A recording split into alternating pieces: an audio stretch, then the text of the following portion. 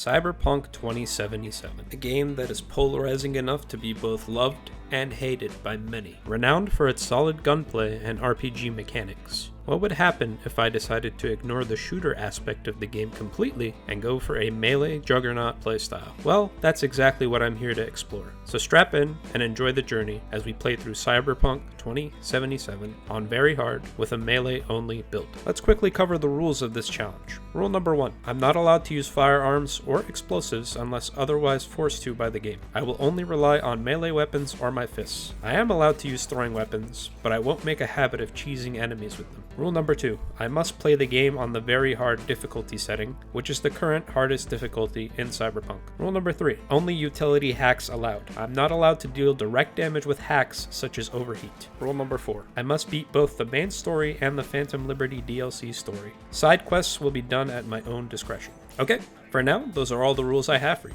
Now let's talk about the rough idea of the build I'm going for. The body and reflexes tree are the two most important attributes for this build. I'm going to be rushing level 20 in the reflex tree first because it houses some important nodes for a melee playthrough. I start by taking Slippery, which is useful for avoiding damage while dashing and moving quickly. Next are 2 points in Dash, which give me the very important ability to maneuver around enemies and terrain quickly. Then it's on to 3 points in Air Dash, which lets me do the same thing but in midair. At level 20 Reflex, I unlock a very important node, Tailwind. This absolute unit of a skill gives me stamina on air dashes rather than taking it away. Next, I'll be going to the body tree to unlock Painkiller, Adrenaline Rush, Wrecking Ball, and Quake. The core idea of this build is to be a hyper-mobile juggernaut that can mow through anything. Minor skill tree nodes will be covered as I play, and the build is subject to change. Extra perk points will also be spent on blade and blunt weapon specific nodes in the reflex and body tree. Feel free to also give me suggestions on what I should put my points into if you're watching along on the episodic format. With the build covered, we're ready to begin our run. I make my character look like a cyber Viking. I also make sure to choose the smallest genital size because we wouldn't want him being weighed down by a massive hog. Fair warning, at this point, this video will obviously contain story spoilers. After a long opening sequence where I'm given a job and meet up with a large fella named Jackie, Jackie and I find ourselves inside of a building to rescue some chick who got kidnapped. I'm about to enter the first combat zone of the game armed with nothing but my trusty high-fivers. I'm supposed to use stealth to take this guy out, but I accidentally let go of the crouch key, which leads to me getting caught. I fist the guy to death. But a little later on, I end up dying. It's totally in character for me to botch the very first combat encounter. I come back and I do it the right way this time. Next encounter was 2 stealth kills with Jackie's help.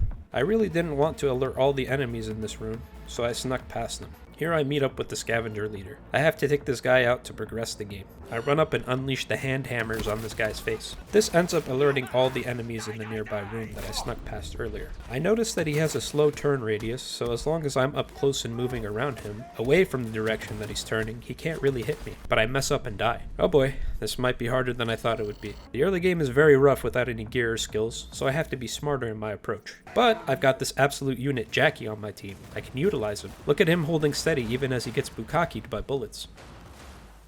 I backtrack a bit to see if I missed anything, and it turns out I missed something big. There's just a tomahawk on the ground here near the first guy I killed. It has a headshot damage multiplier and armor penetration. Our first weapon. Nice. With this weapon, I can flinch the scav leader, which makes the fight go a lot smoother. I've got Jackie here helping me deal damage to him as I absolutely scalp this guy with the tomahawk. He goes down. Afterwards, as Jackie is driving us away, I get into the first forced gunfight sequence, so I use the pistol to take out the enemies. I level up and gain an attribute point, so I acquire Slippery. It's going to be useful for reducing the damage I take, especially in this sort of playthrough. In my stash back at my apartment, I gain access to a 2-handed club and a katana. So my inventory setup will be the following. A blade weapon in the first slot, a blunt weapon in the second slot, and the third slot is a throwing weapon. I think this is a solid setup for now, and I'm feeling good about the rest of this run. On my way out of the apartment, I take a slight detour to beat a robot's ass with my bare hands. Aw, look, you can pet a cat in this game. What? John Cena? Every time? Man, Night City is no joke. On my way to the next mission, I spot some gang activity. This is the perfect event to test out my new weapons. As I move into a group of enemies, a grenade conveniently takes them all out, almost killing me in the process. I play baseball with the last remaining enemy's head. After that fiasco, I get into the car with Cyberpunk Rick Ross. I get 2 attribute points, which gives me the very important dash ability. I gotta say, man, I played Cyberpunk for some hours on release, and the amount of bugs in this game has drastically decreased since then. It's really doing wonders for my immersion. I mean, Oh. Anyway, Jackie and I show up at the function to get the flathead robot. Jackie decides to cause a scene, so I figure what the hell, let's kick these guys to the curb. With the dash ability, I can easily duck out of combat and heal with the inhaler. Listen to these satisfying bonks.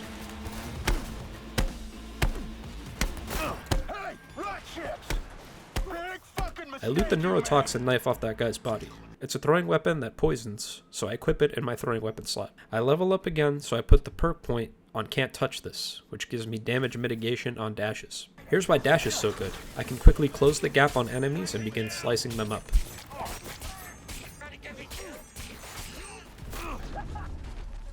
Shit was starting to get really dicey in this encounter as I got swarmed by enemies. I managed to escape with 6 HP and heal back up. Let's get back into the scrap.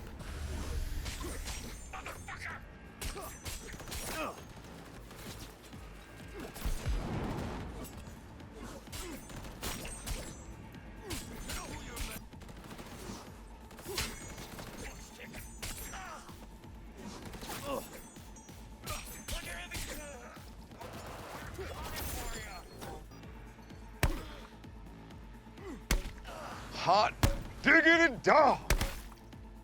Man, that encounter was really fun. This game has a way of making you feel like a badass cyber ninja, what with all the hopping around and dashing. I get to a room which houses our first boss fight, Royce. I won't lie, I died a couple of times trying to figure out how I should navigate the fight. Here's how the next sequence went. I open by throwing my knife at the goon next to Royce. This poisons him and gets him low. Then I move in for the finish.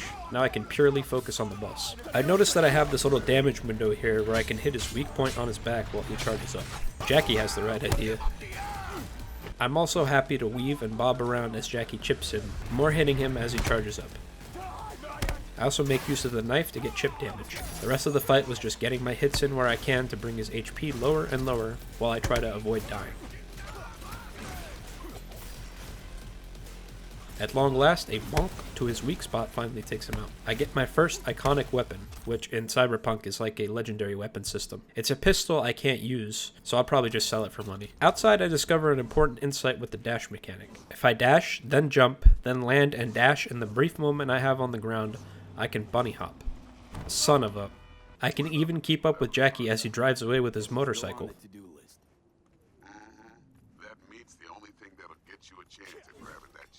If you ever wonder what Jackie does when he drives away, look, this is it. Look at his dumb face. I acquire 2 more perk points, so I put a point in parkour, which increases my vault and climbing speed. And I also put a point into painkiller on the body tree, which gives me a slow health regen in combat. By the way, I can even bunny hop backwards. Oh, come on, not again. Oh, excuse me, officer. I hope you're having a lovely day. That's going to conclude episode 1 of Cyberpunk Melee Only. As usual, like, comment, subscribe, and have a nice day. I'll see you guys in episode 2.